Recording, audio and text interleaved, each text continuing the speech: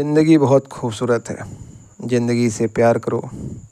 अगर हो रात तो सुबह का इंतज़ार करो। वो पल भी आएगा जिसका तुझे इंतज़ार है।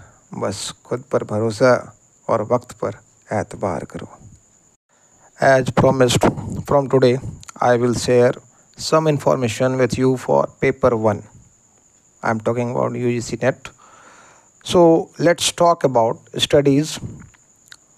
Although the history of education in our country, that is India, and neighboring China is very old, it is difficult to give credit for it to any particular person.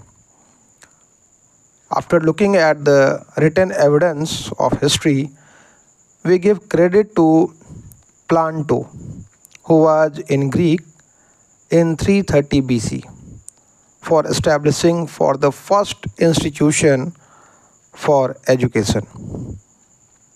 At the same time, taking exams also started long ago with our ancestors and especially in China.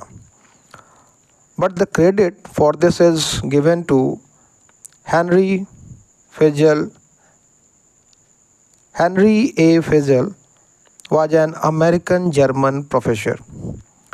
The present system of examination for employment, which is prevalent in India, started in 1853 AD. Till 1853 AD, civil officers of British India were appointed by the directors of the East India Company of England on the basis of nomination. In 1853 AD, the examination was started by ending the nomination system by the English Parliament. वादे के मुताबिक आज से मैं paper 1 के लिए आपसे कुछ जानकारी साझा करूंगा। तो पढ़ाई की बात पढ़ाई से ही करते हैं। वैसे तो हमारे यहाँ अर्थात भारत और पड़ोसी चीन में पढ़ाई का इतिहास बहुत पुराना है, परंतु किसी व्यक्ति विशेष को इसका श्रेय देना मुश्किल है। इतिहास के लिखित साक्ष्यों को देखने के बाद हम प्लाटो, जो यूनान ग्रीस में 330 ईसा पूर्व थे, को पढ़ाई लिखाई के लिए पहली संस्था स्थापित करने का श्रेय देते हैं। वहीं परीक्षा लेने की शुरुआत भी हमारे पूर्वजों और विशेषकर चीन में बहुत पहले शुरू हो गई थी, लेकिन इसका श्रेय हेनरी फेसेल को दिया जाता है। हेनरी ए फेसेल एक अमेरिकी जर्मन प्रोफेसर थे।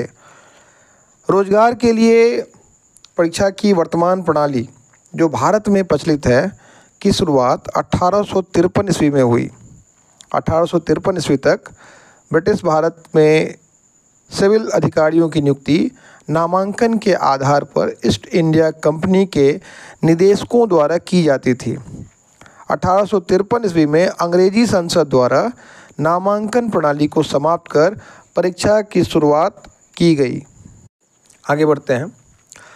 When we are talking about studies and examinations, मैं आप लोगों से पुनः रिक्वेस्ट करूंगा कि चैनल सब्सक्राइब कर लें, क्योंकि this is something so important. तो वापस बात करते हैं। The first thing required for विद्यालय, which is called school in English.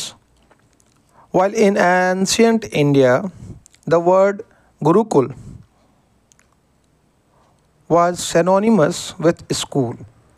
During the time of Muslim rulers, the word Madrasa was synonymous with school. School is an institution which connects children in miniature with the society, develops children's mental, intellectual, moral, and physical development, and prepares the child for the future challenges.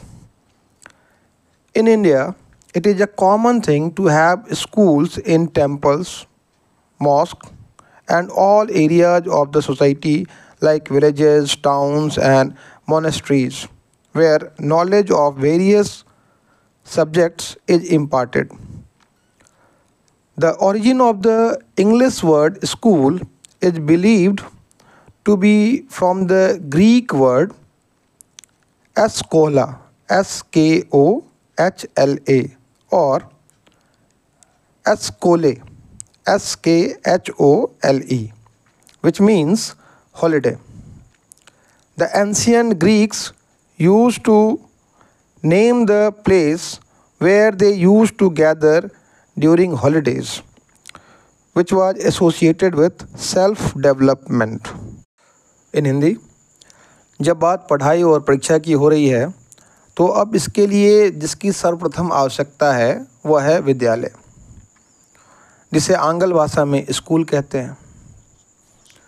प्राचीन भारत में जहाँ गुरुकुल तो वहीं मुस्लिम शासकों के समय मदरसा शब्द विद्यालय का ही पर्यायवाची थे।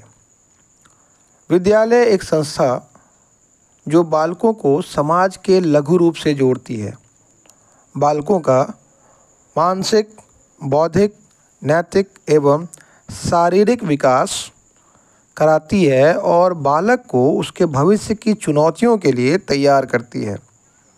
भारत में मंदिर, मस्जिद और समाज के सभी क्षेत्रों यथा गांव, कस्बों, मठों में विद्यालय का होना एक सामान्य बात है, जहां विभिन्न विषयों का ज्ञान दिया जाता है। वहीं आंग्ल भाषा के शब्द स्कूल की उत्पत्ति ग्रीक शब्द स्कोला, SKOHLA या स्कोले, SKHOLE से मानी जाती है, जिसका अर्थ है अवकाश। प्राचीन यूनानी अवकाश के समय जहाँ इकट्ठे होते थे उसे ही विद्यालय का नाम देते थे, जो आत्म विकास से जुड़ा हुआ था। पुनः आग्रह, चैनल सब्सक्राइब कर लें। बढ़ते हैं आगे। Asia and Europe came into direct contact in 1498 when Vasco da Gama arrived in Calicut. St. George's School, Madras, which opened in Madras in 1715, and Bishop Heber Higher Secondary School, Tiruchirappalli, served as models for modern schools in India. Savitribai Phule, the doyen of modern Marathi poetry, became the first female teacher of her husband Mahatma Jyotiba Phule's first girls' school in India. Whereas Lord Thomas Macaulay is called the father of modern education in India for bringing changes in the education system of India.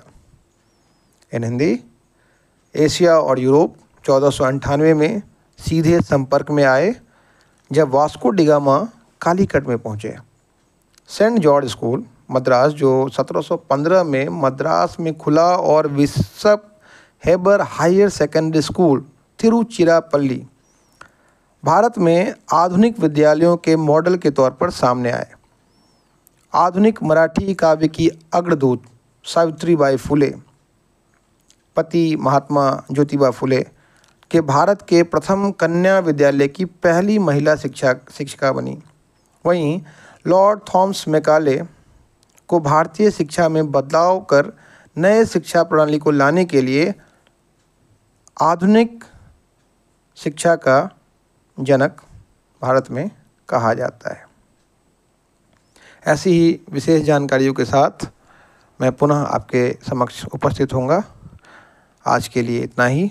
पुनः request, channel subscribe करें और ज़्यादा से ज़्यादा लोगों को जोड़ने का प्रयास करें। धन्यवाद।